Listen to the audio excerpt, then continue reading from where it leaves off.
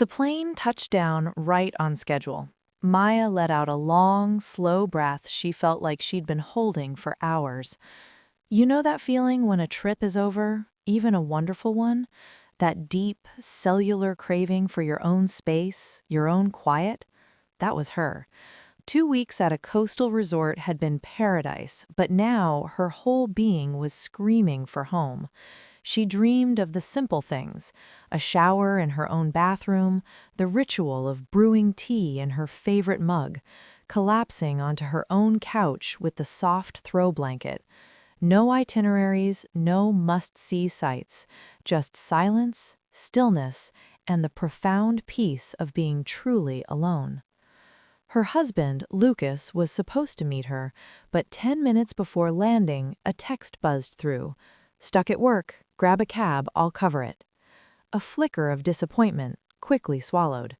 Lucas had always been a hard worker, especially since his promotion to department head a year back. Late nights, urgent calls, business trips. Over 3 years of marriage, she'd made a kind of peace with the rhythm of his absence. Baggage claim felt eternal. Finally, wheeled suitcase in tow, she stepped outside. The early fall evening met her with a slap of damp wind and a needling cold rain.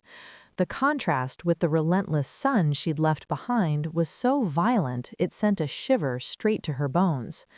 She hailed a cab, gave her address, and sank into the back seat, eyes closed. A tectonic fatigue from the journey settled into her muscles. When the cab pulled up to her building, Maya paid, wrestled her heavy suitcase out, and stood for a moment on the wet sidewalk as the taillights disappeared. The rain was just a mist now. She looked up at the familiar facade. A light was on in the kitchen, and against the blinds she could see shadows moving. Not the frantic, singular shadow of a man rushing, but two distinct, calm shapes. Lucas was home? But his text said he'd be stuck for a while longer. A tiny, irrational alarm bell chimed softly in the back of her mind. The elevator ride to the 7th floor felt longer than the flight. At her own apartment door, a sudden, unexplainable dread washed over her, cold and solid. From behind the door came voices, a woman's and a child's. She froze, ear almost to the wood. No, she wasn't imagining it. A gentle, murmuring female voice and the bright, unfiltered laughter of a kid. Her key felt heavy in the lock. She turned it. The door swung open, and the warm, greasy, unmistakable scent of fried potatoes and onions hit her. It was a smell that should have meant comfort, but in that moment it felt like an invasion.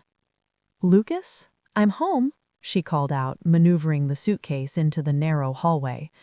The voices in the kitchen cut off, a beat of pure, electric silence. Then, quick footsteps. A woman appeared in the doorway to the living room, slim, in her mid-30s, with sharp, intelligent features and short, chestnut hair. She was holding a dish towel. Peeking from behind her was a girl, maybe 9 or 10, a miniature replica with the same curious eyes. "Oh," she said, freezing mid-motion. You're back already?" Maya stared, her brain scrambling for context, for a reason. The woman didn't look like a burglar. She looked comfortable. She was wearing Maya's apron, her apron. "Yes, I'm back," Maya said, her voice carefully level. "And you are?" The woman offered a nervous, apologetic smile. "I'm so sorry. I thought Lucas had spoken to you. I'm Natalie, his ex-wife, and this is Chloe, our daughter." The floor didn't just drop away. The entire world tilted on its axis. Ex-wife? Daughter? Lucas had mentioned a previous marriage years ago, a brief, unhappy thing he didn't like to discuss. He'd said it was clean, no ties, no children. The words echoed in the new hollow space inside her. And now this woman, this child, were standing in her kitchen as if they belonged there. "What are you doing in my apartment?" Maya's attempt at calm was fraying, a tremor in the words. "Look, I understand how this must seem," Natalie said, her eyes darting to her daughter and back. "We had a major pipe burst in our apartment. The ceiling caved in. It's unlivable. Lucas offered us a place to stay while you were away. He promised he would clear it with you." "He didn't. He never said a word." Natalie's face shifted from apology to a dawning, uncomfortable understanding. The girl, Chloe, tugged on her mother's sleeve. "Mom, I told you Uncle Lucas was probably fibbing," she said, not quite in a whisper. "Hush, sweetie," Natalie murmured, then turned back to Maya. "Listen, I can see you're in shock. I would be too. But he was so adamant. He said you were fine with it, that you'd discussed it." Maya was already pulling out her phone, her fingers cold. She dialed Lucas. It rang, and just as she thought it would go to voicemail, he picked up. "Hey, hun, you land okay?" His voice was all breezy normality. "Can you explain to me why your ex-wife and a child I never knew existed are in our apartment?" The sentence came out flat, deadly calm. Silence. A long, telling, static-filled silence. "Damn it," he finally exhaled, the breeziness gone. "You're home already? I thought you'd be stuck in airport traffic. I've got a last-minute thing at the office. I was gonna get there early to explain." "Explain. Now." "Maya, it's complicated. Natalie's place is a disaster zone. She and Chloe had nowhere to go. It's just for a week or two until the drywall is replaced. What was I supposed to do?" "You were supposed to ask your wife, and you were supposed to tell me I had a stepdaughter 3 years ago." Her volume was rising. She couldn't stop it. "I was going to tell you when the time was right. In 3 years, the time was never right?" A heavy sigh crackled through the speaker. "Let's not do this over the phone. I'll be home soon. Please, Maya, don't make a scene." She ended the call without another word. The betrayal wasn't just in the hidden child, it was in the daily, sustained architecture of the lie. The working weekends, the dinners with clients. Had any of it been real? Natalie was still hovering, looking profoundly embarrassed. He told me you knew about Chloe but weren't comfortable with her being here. That's why they always met at the park or for pizza." The second layer of the lie hit her, just as devastating. He'd painted her as the villain, the cold stepmother, to cover his own deceit. "I never knew," Maya said, her voice barely a whisper. "I would never have said that." Something softened in Natalie's eyes. Pity. Understanding. "It seems," she said quietly, "we've both been listening to different versions of the same man. I'm so sorry. We'll get our things. We'll go." "Where will you go? It's late." "A motel. We'll manage." She tried to sound resolute, but a weariness seeped through.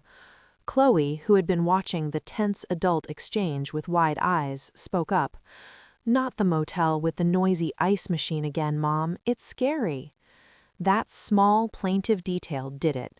The anger at Lucas was a hot, directed flame, but this woman and this child were just other victims of his convenient storytelling. She couldn't put them out on the street. "Stay," Maya heard herself say. "For tonight. We'll figure it out tomorrow." The gratitude on Natalie's face was immediate and painful to see. "Thank you. We'll be no trouble." "You made dinner?" Maya nodded toward the kitchen. "Just some pan-fried potatoes and chicken, nothing fancy." "Then let's eat. I'm exhausted from traveling, and I suspect we have a lot to talk about." You know, sometimes life drops you into a scene so surreal you just have to play your part. Sitting at her own table with her husband's former family, the air thick with unasked questions. Chloe kept glancing at her, and Maya could now see Lucas in every detail, the gray shade of the eyes, the slight crookedness of the smile. How had she missed it? How had he hidden a whole person? "This is really good," Maya said, just to break the silence. "Thanks," Natalie offered a small, genuine smile. It was Lucas's favorite back in the day, simple comfort food. The words hung there, a reminder of a shared history Maya had never been allowed to see. "How long were you married?" Maya asked. 7 years, married right out of college, split up when Chloe was 5. Natalie glanced at her daughter. "Chloe, why don't you go see what's on TV?" With the living room door closed, Natalie's posture changed. "He had an affair with someone from his office. I found them together. He swore it was a one-time mistake, a moment of weakness." She trailed off, studying Maya's face. "You met at his firm, didn't you?" Maya simply nodded, the pieces clicking into a horrifying, obvious pattern. "I thought so," Natalie said, her smile sad. "He always had a thing for proximity, said it was easier to connect with someone who already spoke the same professional language." She let out a short, humorless laugh. "I guess some scripts just get reused." Maya pushed her plate away. The food now tasted like ash. "Why now?" Maya asked, her voice low. "After all this time, why bring you here, into our home?" Natalie shrugged, a gesture of pure bewilderment. "He insisted. I never would have asked. We're civil for Chloe's sake, that's it. But when the water started pouring from our ceiling, he suddenly became the hero. Said you had a guest room." "A guest room? We live in a 2-bedroom apartment." "He told me it was a 3-bedroom. That one was always empty." Maya's bitter laugh surprised even her. "He lied. We have 2, the master and the living room. I suppose he planned for you to take the couch." "We did," Natalie confirmed, nodding toward the folded blankets on the sofa. "He said it was perfectly fine." The doorbell rang. Both women flinched. Maya went to answer. There stood Lucas, his hair mussed by the rain, holding a drooping bouquet of grocery store flowers, his face a masterpiece of guilty apology. "Maya, sweetheart, let me explain," he began, the prepared speech already rolling. She stepped aside wordlessly. He came in, his eyes nervously scanning the apartment, landing on Natalie in the kitchen doorway. "Hey," he nodded to her, his strained voice. "Chloe's okay?" "She's fine, Lucas," Natalie said, her tone cool. "I'll give you two some privacy." She disappeared into the living room, closing the door firmly behind her.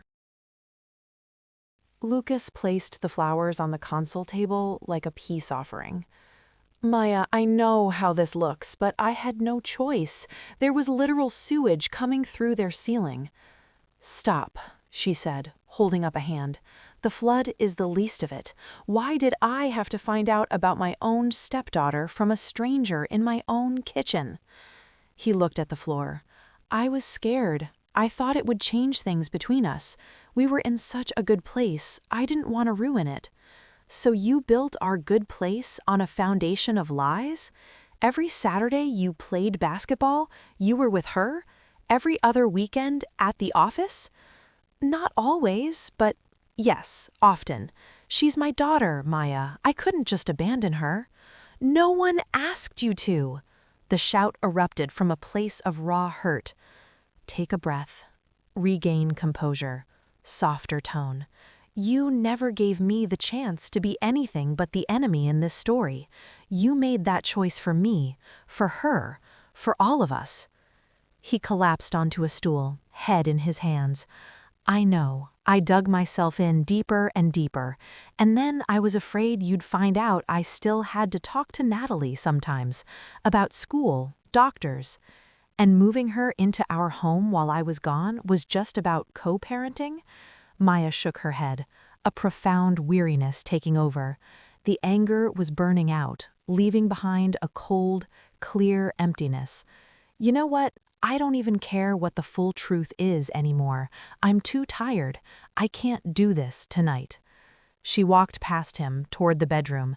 "Where are you going?" he asked, panic edging his voice. "To pack a bag. I'm going to my sister's." "What? No, don't leave. Let's talk this through."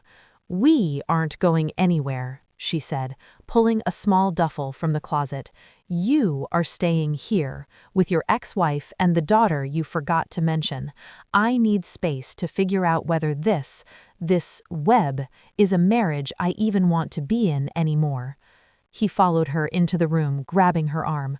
"Maya, please, I love you." She gently but firmly pulled away. "Right now, Lucas, your love feels like a story you tell to different people to get what you need. I need to figure out what's real." A soft knock. Natalie peered in. "I'm sorry, but the walls are thin. We'll go, tonight. This isn't fair to you." Maya zipped her bag.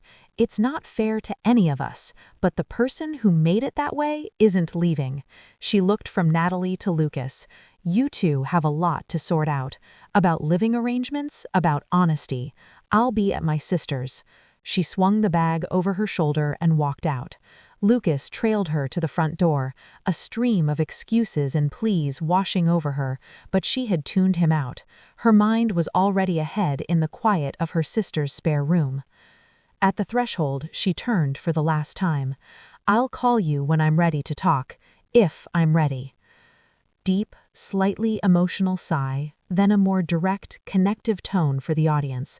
"You know, driving away in that rain-washed night, a strange thing happened. Beneath the hurt and the betrayal, there was a flicker of lightness. The truth, no matter how ugly, has a weight, and the moment you finally set it down, you realize how heavy it was to carry. The lie was over." Shift to a clear, warm, direct address tone. If you've ever had a moment where the story of your life suddenly got rewritten by someone else's secrets, you know how disorienting that feels.